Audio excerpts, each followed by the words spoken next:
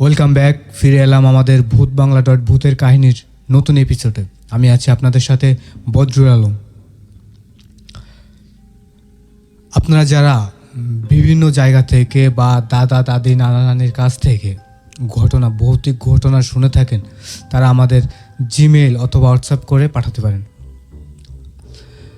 ভূতের ঘটনা শুনতে কার না ভালো লাগে? আমরা সবাই চাই ভৌতিক কোনো ঘটনা শুনে শরীরের ভিতর একটা নতুন আমেজ সৃষ্টি করি। মধ্যরাতে কানে হেডফোন লাগিয়ে ভৌতিক ঘটনা শুনতে সবারই ভালো লাগে। অনেকে ভয়ে ঘটনা আমরা শুনতে চাই না, কিন্তু ভৌতিক ঘটনার ভিতর যে আলাদা একটা মজা আছে, যারা শুনি তারা আমরা বুঝতে পারি। আমাদের কাছে একটি ভৌতিক ঘটনা লিখে পাঠিয়েছে বরিশাল জেলা থেকে।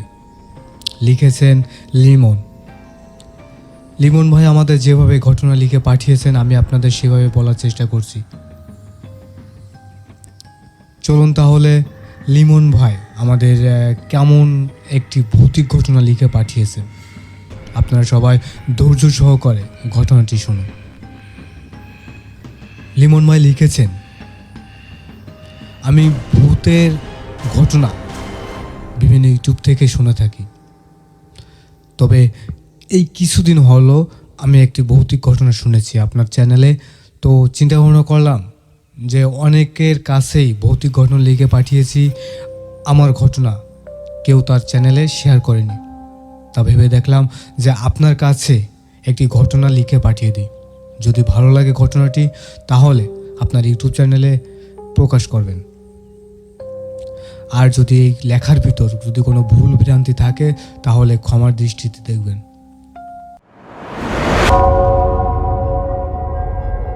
Spirit, be here with me.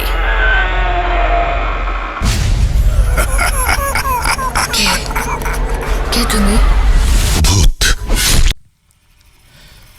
ঘটনাটি ঘটে 1971 সালের যুদ্ধের সময়, যখন পাক বাহিনীর লোক বরিশাল জেলায় হানা দেয় রাত্রে।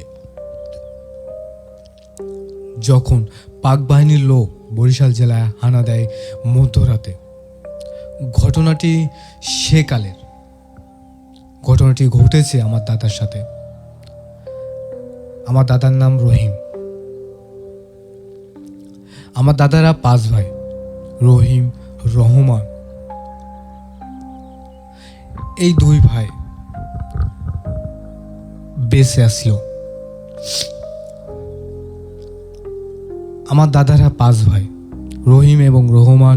এছাড়া আরও 3 ভাই ছিল, তারা যুদ্ধের আগেই মারা গেছে। বেঁচে ছিল আমার এই 2 দাদা। রহমান দাদা তার ছোট ভাইকে নিয়ে মাছ মারতে যেত। তাদের মাছ মারার একটা হ্যাবিট ছিল, শখ ছিল।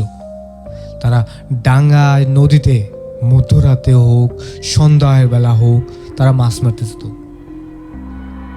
তা সেবারেও রহিম এবং রহমান 2 ভাই মিলে মধ্যরাতে গেল তাদের বাড়ি থেকে মিনিমাম 5 কিলোমিটার দূরে একটি পুষ্কর নিতে, মাছ মারতে।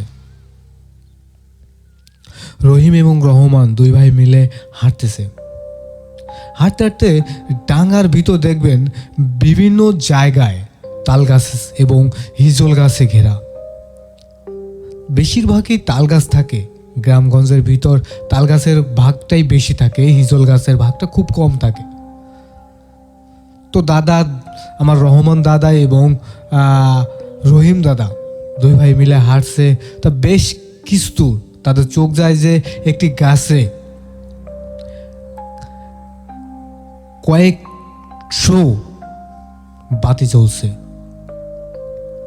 তারা সে বাতি দেখে সে বাতির দিকে এগোতে থাকে। তারা জানতো না যে তাদের সামনে কি হবে। তারা সেই বাতির দিকে যখন যায়, তখন ওই বাতির ওই গাছ থেকে ভয়ঙ্কর শব্দ সৃষ্টি হয়। রহমান দাদা রহিম দাদাকে বলে, ভাই বাড়ি চলো, আজকে আর মাছ মারার দরকার নেই। রহিম দাদা বলে, আরে না, তোর এত ভয় কিসের, আমি আছি না, তোর ভয় নেই, তুই লাইট মার, দেখি এই গাছে কি আছে। দাদা এবং আমার দুই দাদা সেই গাছের দিকে যায়, গিয়ে লাইট মারে, দেখে একটা আলো সেই গাছে নেই। তারপর তারা গাছটা পেরিয়ে সামনে একটু দূরেই সেই পুষ্করণী, তারা পুষ্করণীতে মাছ মারতে থাকে। মাছ কেমন যেন কাঁপতেছে, মানে লাফালাফি করতেছে সেই পুকুরে। তারা তড়িঘড়ি করে জাল ফেলে সেই পুষ্করণীতে। যখন জালটা টেনে উঠে তখন দেখে মাছ একটাও বাঁধে নাই। অথচ সেই পুষ্করণীতে মাছের জন্য পানি কেমন যেন হয়ে গেছে, অথচ তারা জাল যখনই ফেলে তখন মাছ একটাও জালে বাঁধে না। তারা অনেক চেষ্টা করার পরও কোনো মাছ বাঁধে নাই। সেই পিছন থেকে যে গাছটা, হিজল গাছটা ছিল, অনেকগুলো প্রদীপ জ্বলছিল, সেই গাছ থেকে তাদের নাম ধরে ডাক দেয়। রহিম দাদা সেই গাছের দিকে তাকালে ভয়ঙ্কর একটা পিশাচিনী দেখতে পায়। রহমান দাদা তাকে বলে, পিছন দিক তাকাইস না। অথচ রহিম দাদা পিছন দিক তাকায়। রহমান দাদা নিজে নিজে জাল ফেলে মাছ ধরতে থাকে। কিছুক্ষণ পর পাশে ফিরে দেখে রহমান দাদা নাই। রহমান দাদাকে খুঁজতে খুঁজতে সেই গাছের দিকে যায়, গিয়ে দেখে দাদা তার গলায় গামছা দিয়ে ঝুলে পড়ার একটা বন্দোবস্ত করছে। রহিম দাদা তড়িঘড়ি করে সেই সময় গাছে উঠে রহমান দাদাকে ফিরিয়ে এনে বাড়ি এনে তার পরের দিন একটা ফুজুরকে ডেকে এনে তাকে ঝাড় পোষ দেয়। বেশ কয়েক মাস ধরে রহমান দাদার প্রচন্ড জ্বর থাকে, অথচ জ্বর সারতেই চায় না। তার বেশ কয়েক মাস পরে রহমান দাদা মারা যায়। এই ছিল আমার কাছে ঘটনাটি শুনেছিলাম।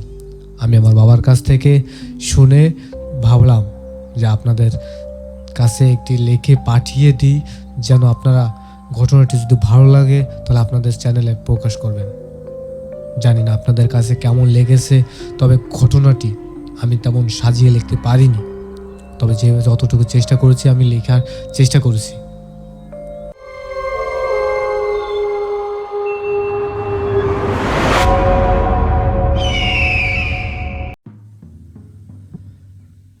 আপনারা যারা ভৌতিক ঘটনা খুব ভালোবাসেন তারা আমাদের ভূতবাংলা.ভূতের কাহিনীর ইউটিউব চ্যানেলটি সবাই সাবস্ক্রাইব করবেন। আমরা সপ্তাহে 3 দিন বা 2 দিন সন্ধ্যা 6টা 30 আমাদের চ্যানেলে ভৌতিক ঘটনা প্রকাশ করে থাকি। আপনারা নিয়মিতই আমাদের ভৌতিক ঘটনা শুনতে পাবেন। আমি আছি আপনাদের সাথে বদরুল আলম। আপনাদের কাছে বিশেষ অনুরোধ রইল, আমাদের ভূতবাংলা.ভূতের কাহিনী ইউটিউব চ্যানেলটি সাবস্ক্রাইব করবেন, আর যারা করেছেন তাদেরকে জানাই অসংখ্য ধন্যবাদ। আপনি আপনার বন্ধুদের সাথে ভৌতিক ঘটনা নিয়ে শেয়ার করবেন। যদি সে শুনতে চায় তাকে শোনাবেন, আর যদি শুনতে না চায় তাকে শোনানোর দরকার নেই। কারণ ভৌতিক ঘটনা কিছু ঘটনা আছে খুব ভয়ঙ্কর হয়, অনেকে ভয় পায় ভৌতিক ঘটনা শুনতে। ভূত এফএম অনেকে শুনতে চায়, অনেকে শুনতে চায় না।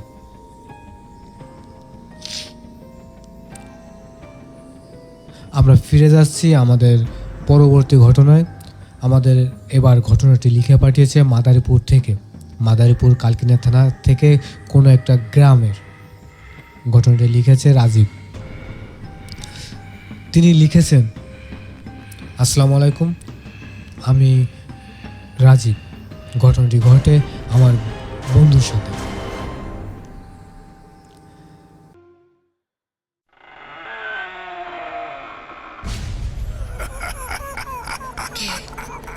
কে তুমি?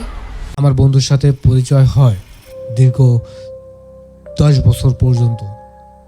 তো আমরা দুজনই ভৌতিক ঘটনা শুনি। তো সে একদিন ভৌতিক ঘটনা শুনতে শুনতে হঠাৎ আমাকে তার নিজের সাথে ঘটে যাওয়া একটা ঘটনা শেয়ার করছে।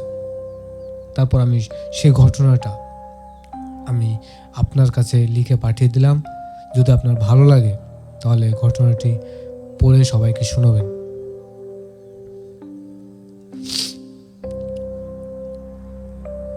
ঘটনার শুরুতে আমি ক্ষমা চেয়ে নিয়েছি, কারণ জানি না কিভাবে লিখেছি ঘটনাটি। তবে যেভাবে লিখেছি আপনি একটু নিজের ভাষায় পড়ে সবাইকে শোনাবেন। আমার বন্ধু যখন ক্লাস 10-এ পড়তো তখন সে বিভিন্ন গ্রামে সাইকেল নিয়ে চড়ে বেড়াতো। একদিন তার গ্রাম থেকে পাশের গ্রামে যায় বিকেলবেলা ঘুরতে। সে সাইকেল চালাতে চালাতে বেশ দূরে চলে যায়। তার ফিরতে ফিরতে সন্ধ্যা 7টা। সে যে পথ দিয়ে যায় সে পথ দিয়ে না ফিরে অন্য একটি পথ দিয়ে সাইকেল চালিয়ে আসে। সে যে পথ দিয়ে আসে সে পথটা ছিল ফাঁকা একটা জায়গা, দুপাশে তাল গাছে ভরা।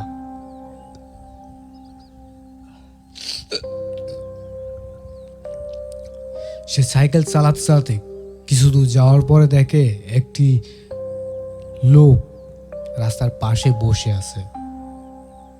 সে কোনো কিছু চিন্তা ভাবনা না করে সে তার নিজের মতো সাইকেল চালাতে থাকে। হঠাৎ দেখে সেই লোকটি নেই। সে খুবই একটু অবাক হয় যে এই মাত্র যে লোকটিকে দেখলাম অথচ তাকে দেখতেছি না এখন। হঠাৎ সে সাইকেল চালাতে চালাতে হঠাৎ তার সাইকেলটা ভারী হয়। দেখে পিছনে কেউ একজন বসে আছে। সাইকেল চালানোর সময় পিছন দিক ফিরলে ভালোভাবে দেখা যায় না। তারপর সে সাইকেলটা দাঁড় করিয়ে পিছন দিক ফিরে দেখে কেউ নেই। সে মনে মনে খুবই ভয় পায় যে এই মাত্র দেখলাম আমার সাইকেলে বসা, অথচ আমি সাইকেল নামিয়ে দেখি কেউ নেই। আশেপাশে সে তাকিয়ে দেখে কিছুই দেখতে পায় না। আবার সে সাইকেল চালিয়ে চড়তে থাকে। বাড়ির দিকে যখন যাবে তখন আবার সে সাইকেলে ভারী অনুভব করে। তারপর আবার সে সাইকেল দাঁড় করিয়ে এবার হুট করে পিছন দিক না তাকিয়ে সাইকেল থেকে নামার পর দেখে কোনো একটি মহিলা তার সাইকেলের উপর বসে আছে, মাথায় ঘোমটা দিয়ে, লাল শাড়ি। তার মুখটা ভালোভাবে দেখা যাচ্ছে না। খুবই অদ্ভুত একটা বিষয়। সে সাইকেলটা রেখে যখন ভয়ে দৌড় দেয় তার কাছে মনে হচ্ছিল তার শরীর ভারী হয়ে আসছে। ধীরে ধীরে তার পিছনের গেঞ্জি টেনে ধরেছে। সে পিছন দিক ফিরে দেখে মহিলাটির চেহারা খুবই বিস্তৃত ভাবে আছে। মুখ দিয়ে রক্ত আর রক্ত, চোখ দুটো ঘোলাটে, খুবই ভয়ঙ্কর চেহারা তার। সেই জিনিসটা দেখে সে ভয়ে অজ্ঞান হয়ে যায়। জ্ঞান ফেরার পরে সে নিজেকে আবিষ্কৃত করে তার বাড়িতে তার জ্ঞান ফেরার পরে দেখে তার চারপাশে অনেক লোক। একটা ফুজুর তার মাথার কাছে বসে আছে। তারপর তার কাছে জিগালে সে সব ঘটনাগুলো খুলে বলে। তারপর ফুজুরি বলে যে ওই পথ দিয়ে সন্ধ্যার সময় কেউ যাওয়া আসা করে না। তুমি না জেনে ওই পথ দিয়ে কেন এলে? আমার বন্ধুটি মৃত্যুর মুখ থেকে ফিরে এসেছে। এখন সে কোনো একটা কোম্পানিতে ঢাকায় চাকরি করে। আমার বন্ধুর জন্য সবাই দোয়া করবেন। এই বলে আমি আমার ঘটনা শেষ করছি। ঘটনাটি খুব ভালো হয়েছে, আশা করছি আমার শ্রোতাবিন্দুরা যারা শুনছে ঘটনাটি হয়তো তাদের কাছে খুব ভালো লাগবে। আসলে ভৌতিক ঘটনা শোনার জন্য বা শুনতে হলে নিজেকে সেই স্থানটায় ধারণ করুন, তাহলে ঘটনার মর্মটা বুঝতে পারবেন, না হলে ঘটনার মর্ম কোনো কিছুই বুঝতে পারবেন না।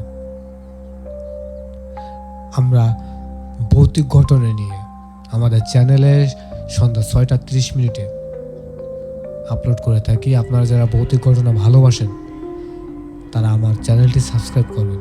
আমার চ্যানেলটি সাবস্ক্রাইব করে বেল আইকন বাটনটি ক্লিক করবেন, যাতে আমরা আপলোড করার পরপরই আপনার কাছে ভিডিওটি চলে যায়।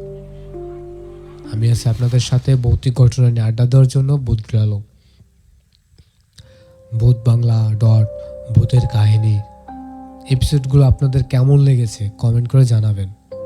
আর যদি আপনাদের কাছে কোনো ভৌতিক ঘটনা থাকে তাহলে আমাদের কাছে লিখে পাঠিয়ে দেবেন। আমাদের কাছে পাঠানোর জন্য জিমেল করবেন khanbd034@gmail.com। এছাড়া আপনি চাইলে আপনার হোয়াটসঅ্যাপ থেকেও আমাদের কাছে মেসেজ করতে পারেন। আমাদের হোয়াটসঅ্যাপ নাম্বার 015331334096 এই নাম্বারে। আপনারা শুনতে থাকুন ভৌতিক ঘটনা, আপনারা শুনতে থাকুন আমাদের ভূত বাংলা ভূতের কাহিনীর নতুন এপিসোডগুলো।